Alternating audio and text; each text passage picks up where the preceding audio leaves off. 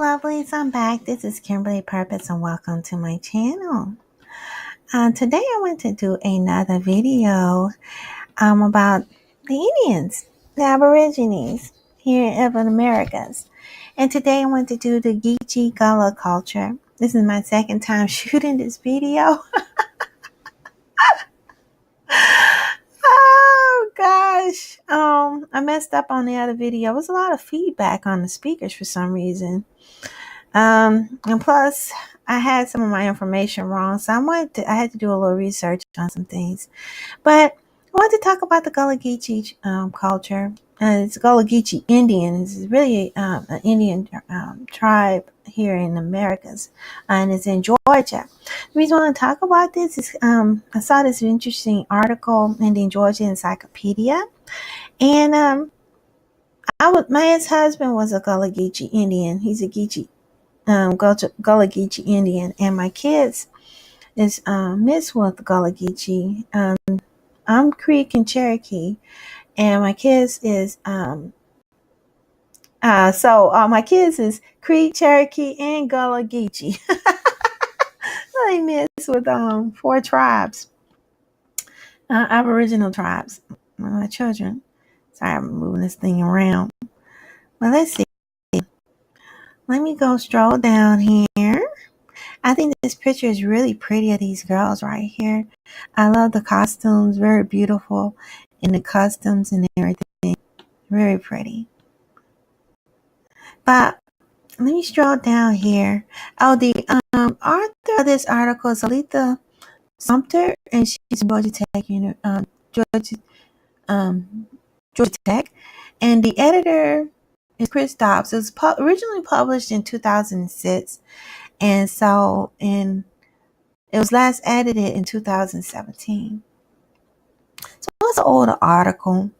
I think some stuff probably could be updated. I read it, and some things should be updated. Like, I think it should be expanded upon the article because it only mentions the African part of the history of this particular indigenous tribe. They don't mention the Aboriginal side to it. And the name in itself is an indigenous name, the Gullah Geechee, if I'm not mistaken. These names stem from American Indians, Aboriginal. Yes, they are from Africa. Some of the people are linked to Africa, West Africa, but they are also indigenous here. They are also really closely related to the Aboriginals. And usually when they do stories on it, they constantly put focus on the West African part of this particular tribe. But it would be nice also to tie in the Aboriginal part as well, because they have a lineage with the Indians, which is oftentimes scathed over. I noticed because I think they're trying to tie them only with Africa, but that's not true. I spoke to my children's grandfather. According to him, they are related to the Indians, the Aboriginal. And also, they're West African. They got some West African culture and their beliefs and everything, but they also have Indian as well, Aborigine. And that's oftentimes overlooked. But let's read this article. It's very lengthy, so let's get started. It says here, the Gullah Geechee culture of the Sealands of Georgia has retained ethnic traditions from West Africa since the mid-1700s. Although the islands along the Southeast American coast harbors the name collective of West Africans, the name Gullah has come to be the accepted name of the islanders in South Carolina. While Geechee refers to islanders of Georgia, modern-day researchers designated the region stretched by Sandy Islands, South Carolina, to Amelia Island, Florida, as the Gullah Coast, the locale of the culture that built some of the richest plantations in the South. It says many traditions of Gullah Geechee culture was passed from one generation to the next through language, language, agriculture, and spirituality. The culture has been linked to the specific West African ethnic group who were enslaved on the island plantations to grow rice, indigo, and cotton starting in the 1750s when anti-slavery laws ended in the Georgia colonies. So that's interesting. And the crops that they grew, rice, indigo, and cotton. And that was during the 1750s. It says the Board of Trustees established Georgia in 1732 as the primary purpose of settling impoverished British citizens to create a mercantile system would supply England with the needed agricultural product. The colony enacted in 1735 anti-slavery laws, but the prohibition was listed in the 1750s. West Africans' argument were far more able to cope with the climatic conditions found in the South. And as the growing wealth of the South Carolina's rice economy demonstrated, slaves were far more profitable than any other form of labor available in the colonies. See, what they were happening during this time period, which they failed to mention, is that they went into a lot of these Aborigine villages and kidnapped a lot of the indigenous people and threw them into slavery. They were prisoners of war, and oftentimes they felt to mention that, but that is actually what took place. And they brought over a few slaves from Africa. Some of them were from Africa, but they also had kidnapped the indigenous people here. That is what took place.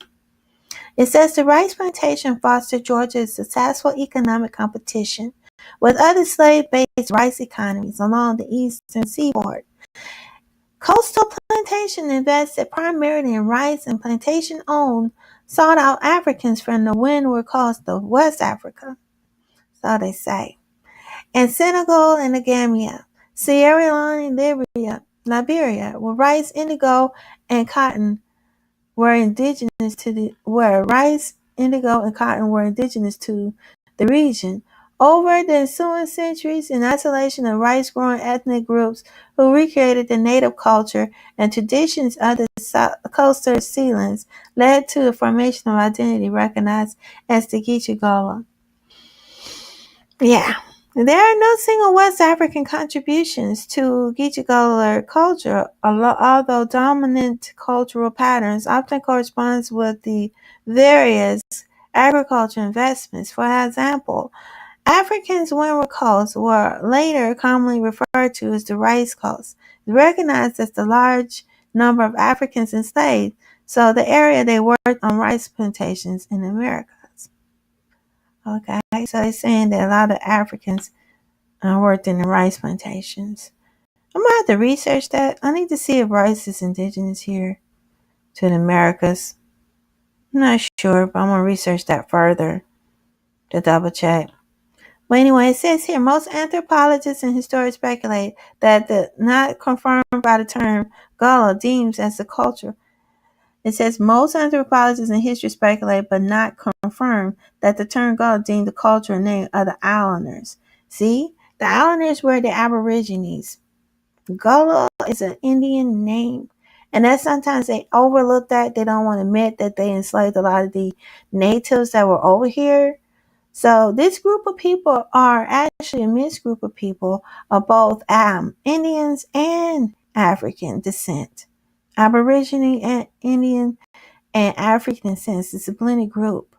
Derived from one other African ethnicities of specific locations in Angola and the windward coast of Africa.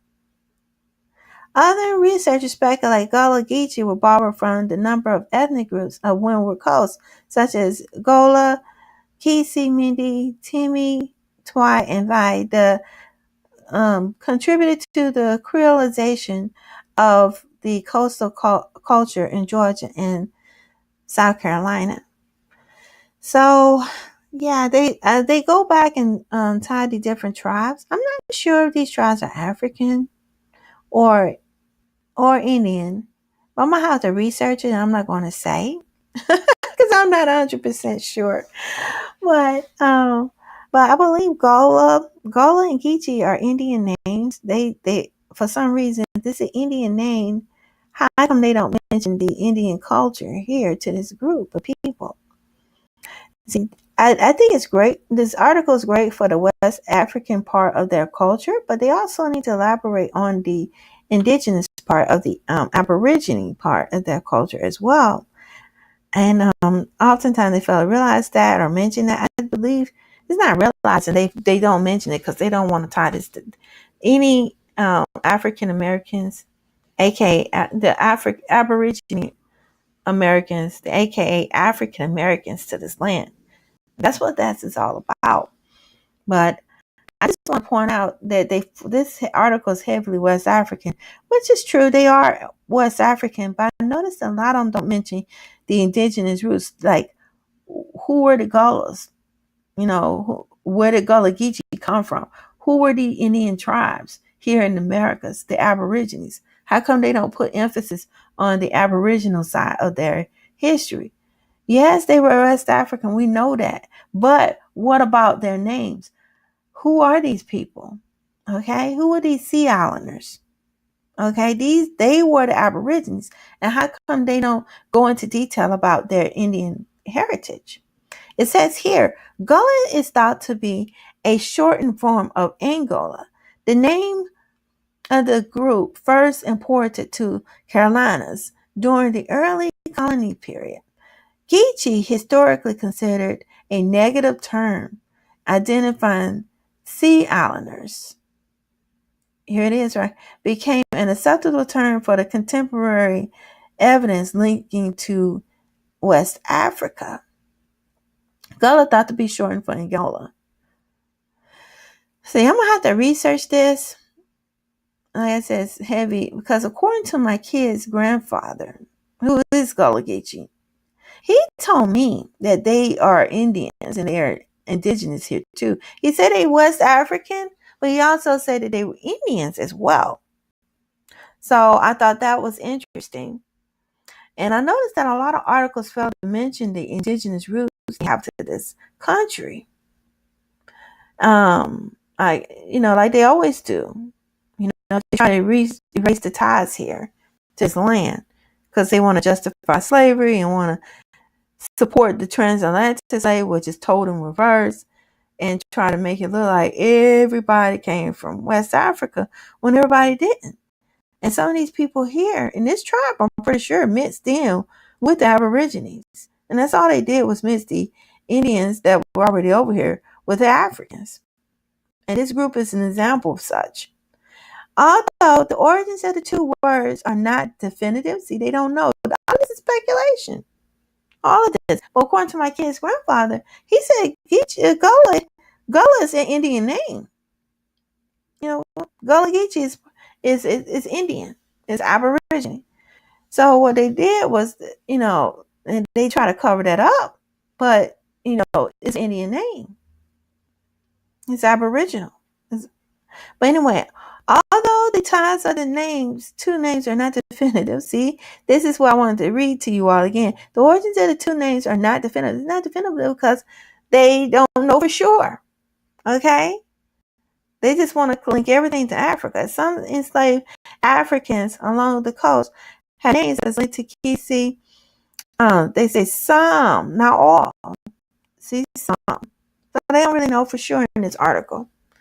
Geechee group leading to speculation term may be also derived from that particular culture. Yeah. And also Aborigine. And that's what they felt. And this is so sad. I read this. It's like they're trying to erase the Aborigines completely out of the history book. But luckily they got the name. Gullah and Geechee, if I'm not mistaken, is closely related to the Indians. They identify as the Sea Islanders. The Sea Islanders were the Indians. But they don't mention that. Let's continue. Linguist Lorenzo Dow Turner researched and documented spoken words of the coast during the 1930s. Similarities of other groups of West Africa published the Gullah dialect lexicon, Americanism of the Gullah dialect in 1949. His research confirmed his new language based on the West African influence of English. Many words of the coastal coast match with the ethnic group of West Africa, which is understandable because they brought the Africans over here, some of them. But they also realized that it's mixed with them, some of the Indians, which they always overlook. Which is by design. Margaret Washington, here it is. They love this. This is the first word, peculiar. It says here, a peculiar people, slave region, and community culture among the Gullahs, 1988. Why you gotta call them peculiar? You saying it's peculiar because they are mixed race of people. You mention the African side of their heritage because you want to keep this narrative going about slave land to slave. But what about the Indian Aboriginal aspect of this group of people? It's peculiar because you don't want to mention that part of their history. That's what I see. But it says identify culture and spiritual habits related to similar ethnic groups of West Africans and language. Her research on the coastal culture and complements Turner's finding that Africans on the sea islands create a new identity despite the tragic conditions of slavery. Yeah, a new identity. They had to because they imposed slavery on these people.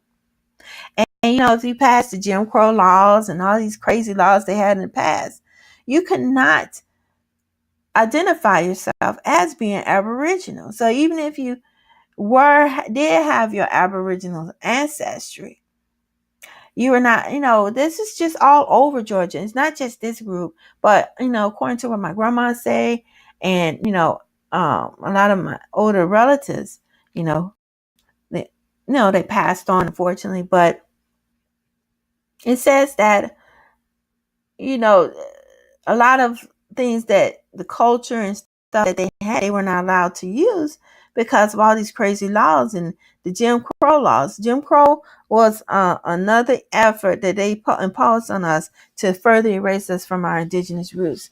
And that's what they probably did to these people, through over the centuries with these laws and stuff, and making it harder for them to connect to, the Indian side that they have. Yeah, they were allowed to do the African, but they also had indigenous roots here too.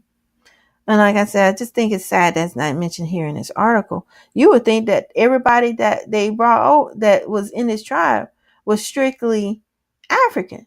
But the thing is, where did Gullah and Geechee come from? Where is that name originate from? And when I go back here, I'm going to click over. I'm not sure if y'all going to come over with me, but I don't think you are. But I'm going to read some of the stuff over here that I'm reading on this other page. It says here that Gullahs are descendants of enslaved Africans, okay? And then, of course, they go here and mention that they don't know where the name stemmed from. Which is, they say they developed Creole language. And Creole means a blending of languages, if I'm not mistaken. And I guess the thing we need to know is, what is the blending of these languages? I see that a lot. I was going to another page and reading off of it. It says, it's a blended language. What do they mean by Creole language? That's what I want to know. If it's Creole, then what are the other languages? They don't tell you that. They always don't mention what. They say European, but I believe it's also mixed with some Aboriginal language as well. It would be nice to see if some linguists can do some research on the Indian aspect as well.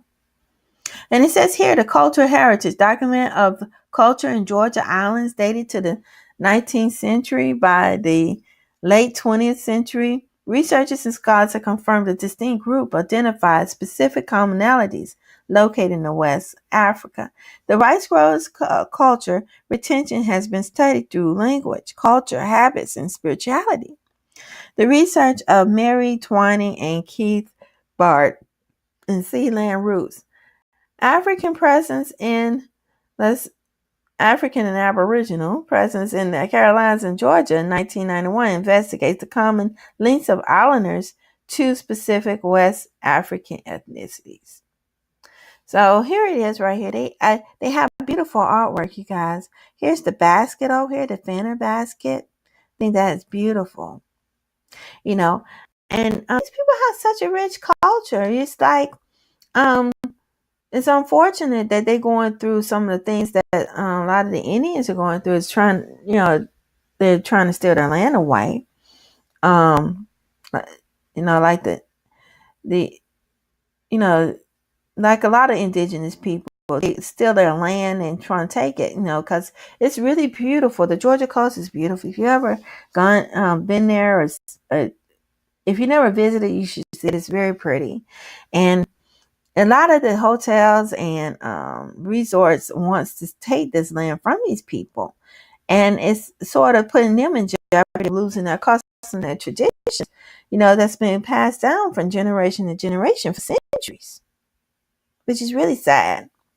But anyway, it says here, the enslaved growers from West Africa brought their knowledge on how to make tools needed for rice harvesting, including fanner baskets for winnowing rice. The sweetgrass basket, known as the Costa Islands, were made in the same styles as baskets found in the rice culture of West Africa. Sweetgrass baskets were also used for carrying laundry, storing food, and firewood.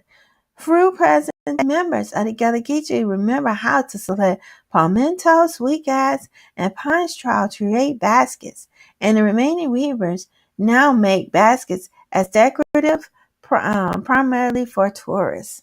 See? Wow. I would love to learn to make those. I would love to learn how to make those. It's really pretty.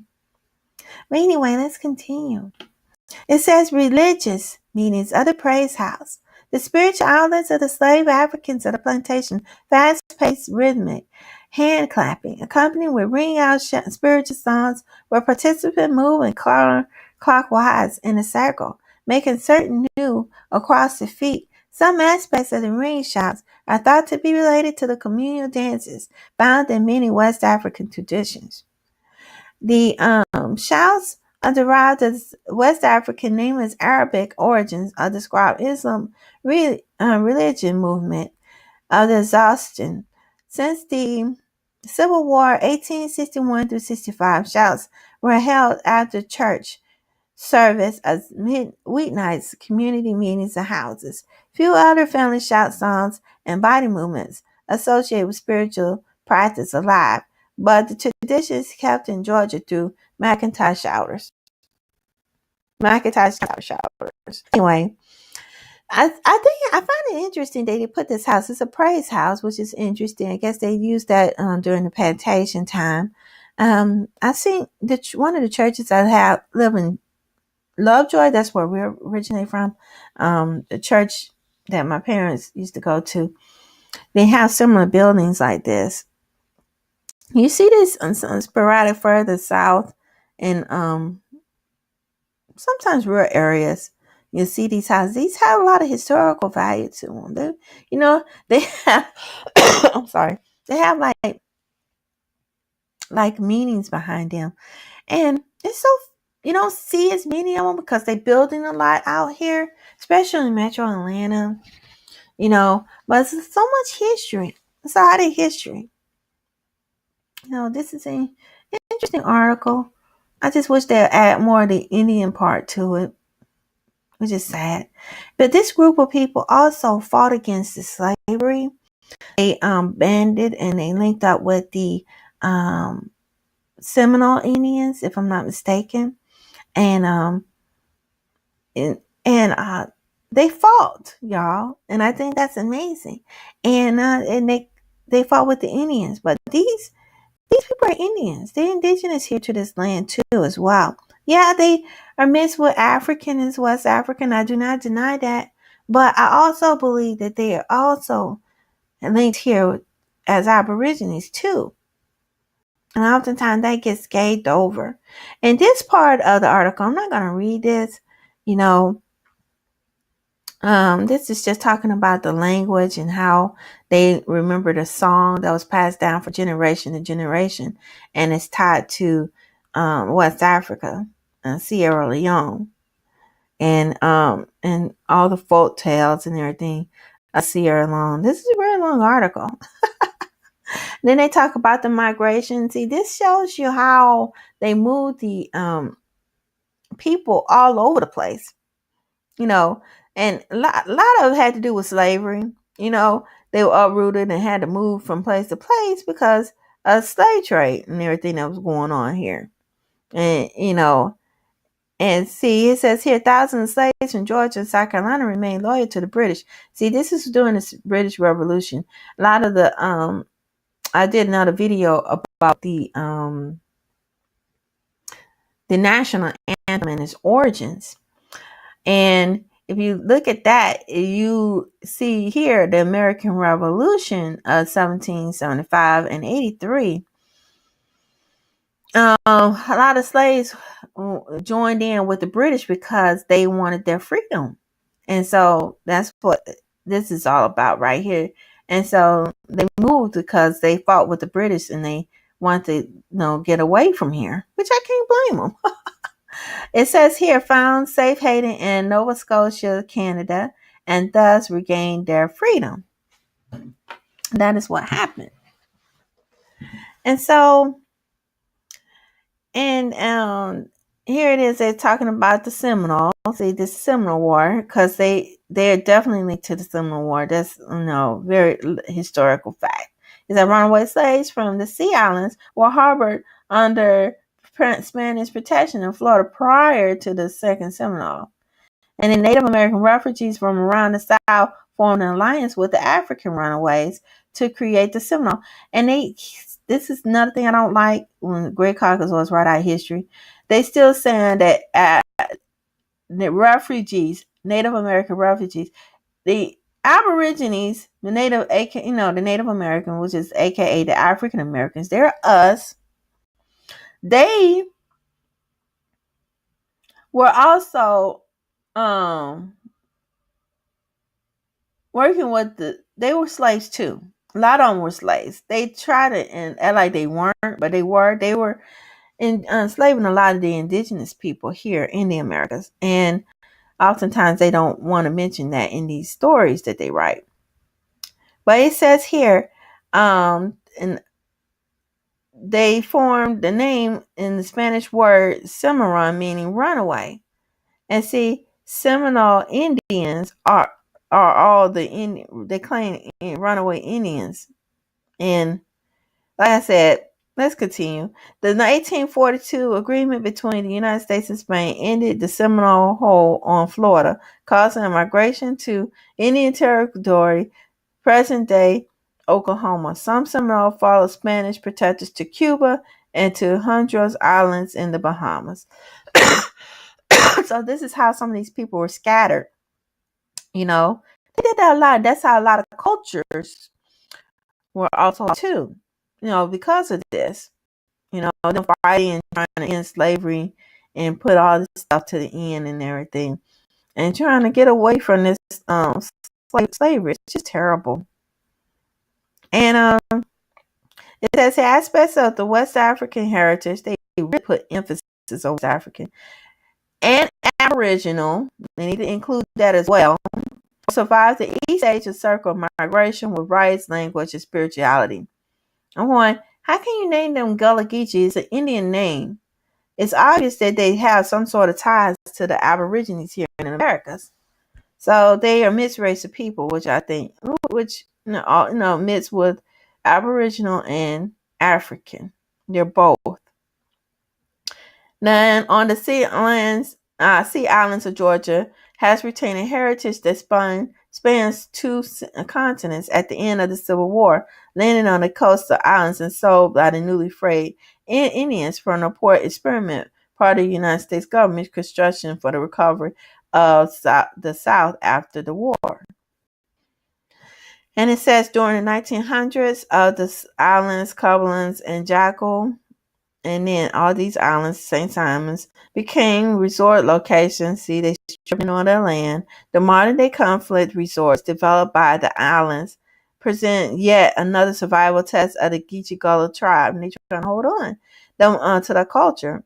The most intact West African and Aboriginal, I'm gonna add Aboriginal culture in the United States. Um, Efforts to educate the public to the survival members of the Gullah Geechee community, including Cornelia Bailey of the Sapelo Islands and Georgia Islands singers, Sea Island singers, held to maintain and protect the culture's unique heritage in the face of such challenges.